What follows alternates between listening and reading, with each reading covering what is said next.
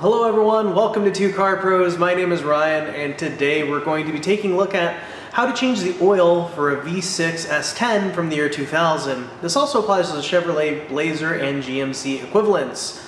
This is a pretty simple and straightforward repair that anybody could do in a garage type situation with a jack and jack stands and a little time, and you'll get the know-how out of this video. So with all that out of the way, make sure you don some safety glasses and let's get into it.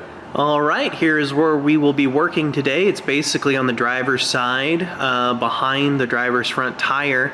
This blue thing up here is your oil filter. We'll be using that later, but what we're going to focus on right this moment is removing our oil pan drain plug. Alright, so we're going to go ahead and grab a 13mm wrench or socket on a ratchet and loosen that. Most of the time you just need to break it loose, and then you can back the rest of it out by hand.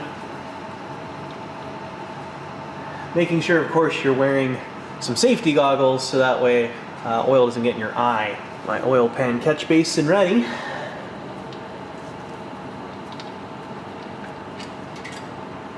Oh yes, look at that. Now you can tell this car has a blown head gasket or a head gasket leak because of how milkshakey the oil is. It's actually like a perfect chocolate milkshake.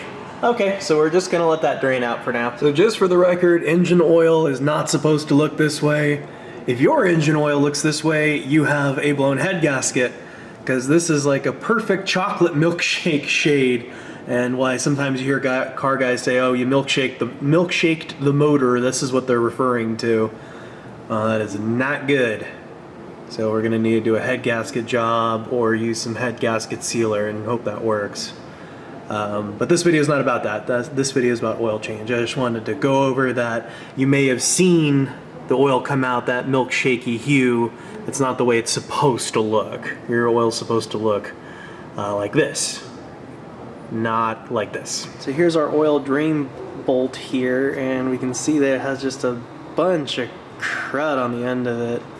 So this is just stuff you want to remove. So this is like really fine, super fine metal that's actually trapped here on the end of the oil drain plug due to it being magnetic. But we got to clean that off so that way new metal can accumulate on there later. It's basically a school of thought with that. So the tip of that is made of a magnetic material.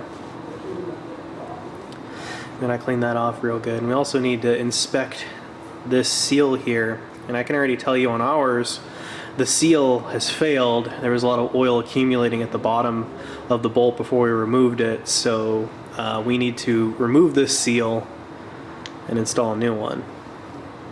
Okay, told you it was magnetic.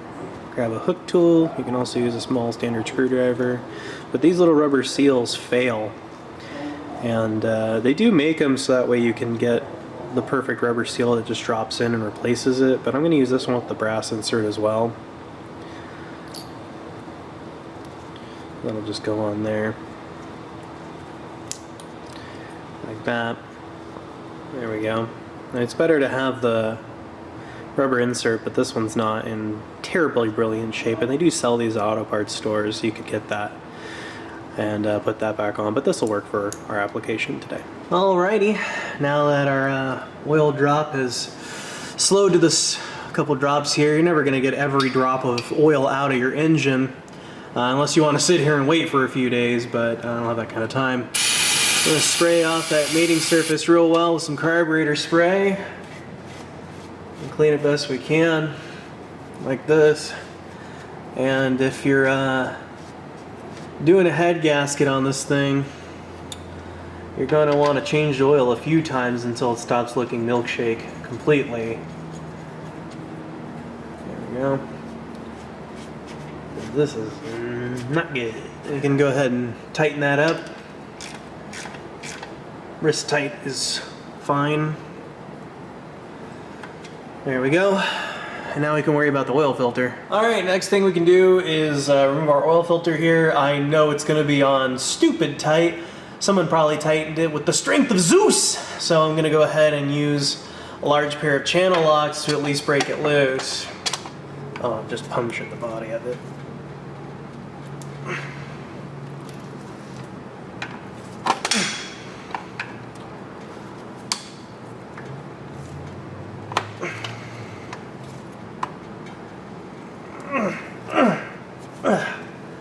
There we go. That was on there pretty good. It almost looks like warm peanut butter. You ever heated up peanut butter like on toast or something? Kind of looks like that. It's hard to see because it's covered with milkshake, but the O-ring did come with it. I'll go ahead and show that off a little bit better later in the video, but there's an O-ring that came with it. If you don't see an O-ring on this side of the filter, it's stuck up on the engine side. You need to reach up there and scrape that off. So this is where your filter actually mounts to your engine, and we want to clean off that mating surface pretty good. And you can see that there's no O-ring right here, or there's no seal right there. There's just metal, which is what you're looking for. If you see a rubber seal right there, you need to remove that, because sometimes it gets stuck to the engine. It doesn't happen a lot, but it does happen, and I don't want that to be you guys, because if you put 2 of those seals on, you have no chance of sealing the filter to the engine, and then you're just going to do the job all over again. Alright, so here is our old oil filter, an AC Delco PF47E. I'll put a link down below in the description to this oil filter.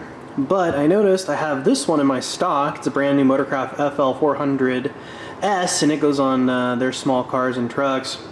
And we can see that they are the exact same diameter around and have the exact same thread. And I've already test fitted. This one actually does fit, and I know I can hear you pounding on your keyboard already. You're putting a Ford part on a GM vehicle. You're right, I am. I do it all the time. It's okay to do that kind of thing.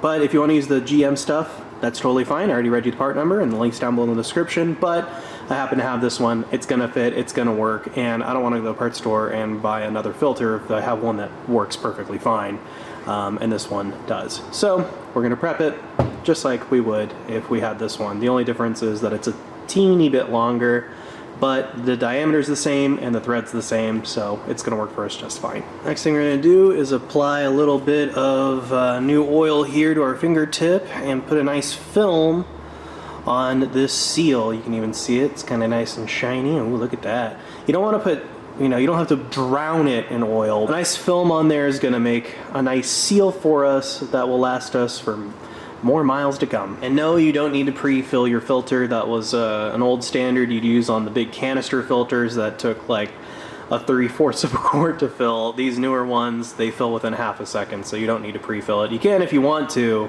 It doesn't hurt anything, but it also doesn't hurt anything to not, so I'd rather not risk the mess. Now we can replace our oil filter here. Spinning that bad boy on. And a good rule of thumb is just get it snug and then 3/4 of a turn additionally, or about as tight as you can get it with one hand.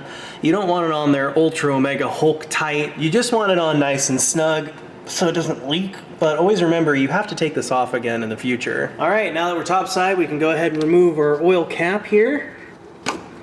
There we go. And then place the funnel. According to the service manual, the oil amount is 4.2 quarts when you change it with a filter. And we're also going to be using 5W30 full synthetic. I have left a link down below in the description to a decent full synthetic. I always recommend full synthetics. So that way you get maximum oil life out of your work. So I'm going to go ahead and put in 4.2 quarts and then start it. Let it run for about 20-30 seconds or so. Turn it off and then check our oil level.